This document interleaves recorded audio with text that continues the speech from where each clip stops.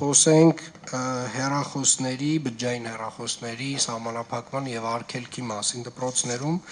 Մենք որոշակի այդ թեմայով քննարկում բացեցինք եւ ակնհայտորեն Երևանում ծնողները մեծամասամբ բացահայտ ընկալունակ էին այդ հնարավոր սահմանափակումներին, ոչ միայն ընկալունակ էին, այլ նաեւ ավելի աջակցում էին եւ խրախուսում էին, եւ ես պետք է խնդրեմ Տիկին Խաչատրյան առաջարկեք այն լուծումները, որոնք որ կրթության վարչությունը ունի այս պայդրությամբ, որով որ մենք որոշակիորեն կկարողանանք սահմանափակել բջջային հեռախոսների օգտագործումը դասապրոցեսի ժամանակ եւ շատ կարեւոր է երեխաների ընդհանուր դասապրոցեսից շեղվելու բոլոր բացասական հնարավոր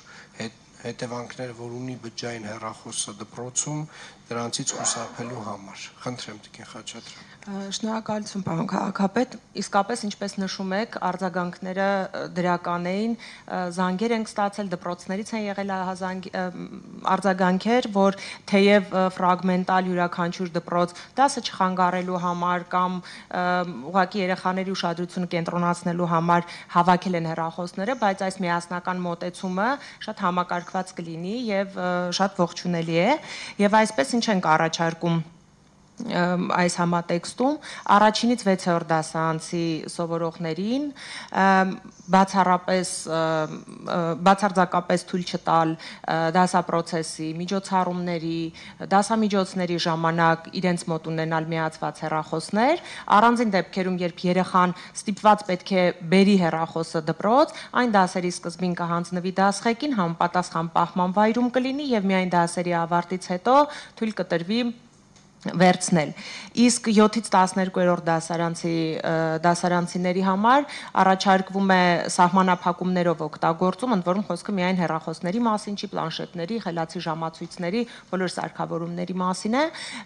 խիստ սահմանափակումներ բացառապես կրթական նպատակներով եւ ուսուցչի հրահանգով եւ վերահսկողությամբ։ Դա կարող է շաբաթական 1-2 անգամ տեղի ունենալ։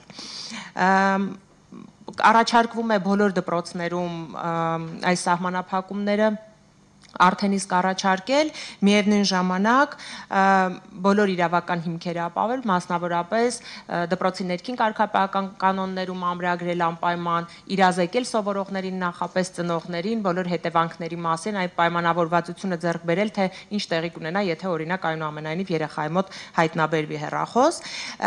եւ նաեւ առաջարկում ենք 15 դպրոցներում, ինչը ընդհանուր դպրոցների 10%-ն է, որոնց բաշխվածությունը կլինի ըստ կրթական աստիճան սովորող թվի աշխարհագրության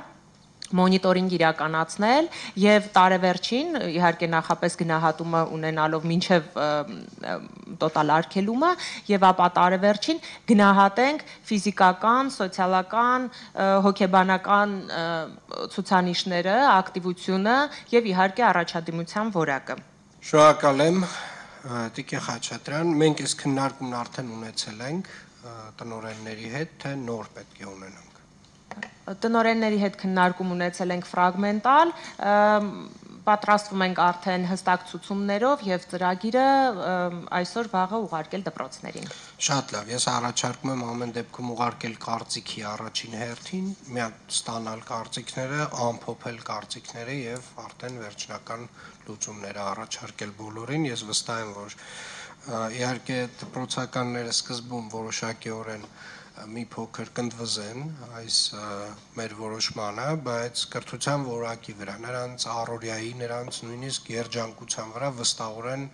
այս արգելքները դրականորեն են ազդելու։